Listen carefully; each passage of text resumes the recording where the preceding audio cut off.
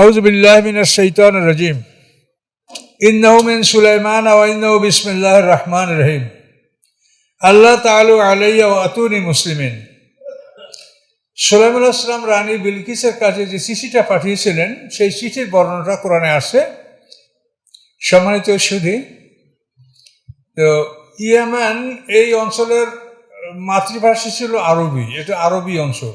মিশর, তারপরে মিশর, সুদান, লিবিয়া, ইথিওপিয়া, এগুলি সবই আরবি অঞ্চল। এই জন্য রানী বিলকিস আরবি ভাষা ওনার মাতৃভাষা ছিল। এই জন্য উনি সুলাইমান আলাইহিস সালামের চিঠিটা খুব সহজেই পড়তে পেরেছেন।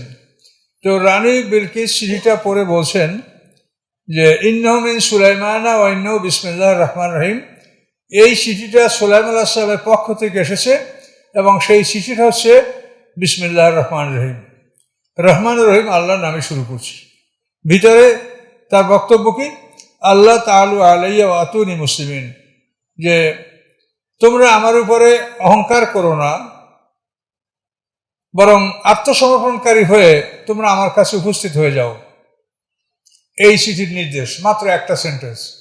অহংকারী হয়েও না, আত্মসমর্পণকারী হয়ে আমার কাছে উপস্থিত হয়ে যাও।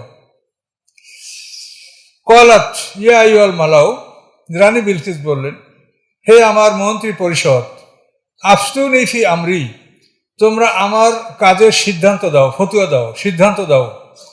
মা কুনতু কাতিআতান আমরান হাত্তা তাশহাদুন, তোমাদের উপস্থিতি ছাড়া আমি কোনো বিষয়ের সিদ্ধান্ত গ্রহণ করি না। তোমাদের পরামর্শ নিয়ে তোমাদের উপস্থিতিতে আমি সব বিষয়ে সিদ্ধান্ত গ্রহণ করে থাকি। এটা রানী বিলকিস তাদেরকে বললেন। সম্মানিত সুধী, তো রানী বিলকিস তার বক্তব্যটা তার মন্ত্রী পরিষদের কাছে পেশ করলেন যে তোমাদের উপস্থিতি ছাড়া, তোমাদের পরামর্শ ছাড়া আমি কোনো বিষয়ে সিদ্ধান্ত গ্রহণ করি না, তোমরা বলো। কলু, তখন তার মন্ত্রী পরিষদ বলল, নাহনু উলু কুওয়াতুন ওয়া উলু বাসিন শাদীদ, আমরা শক্তির মালিক এবং আমরা প্রচণ্ড যোদ্ধা জাতি। আমাদের শক্তি আছে এবং আমরা যোদ্ধা। বল আমরু ইলাইকা, এবং আদেশ হচ্ছে আপনার হাতে।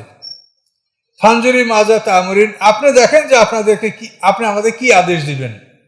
আপনি আদেশের মালিক, আমাদের শক্তি আছে, আমরা যোদ্ধা জাতি, আমরা কেন আত্মসমর্পণ করব? আমরা তার বিরুদ্ধে যুদ্ধ করব, কিন্তু আদেশের মালিক আপনি আমাদের সম্রাজ্ঞী, আপনি আদেশ দিলেই আমরা যুদ্ধ করব।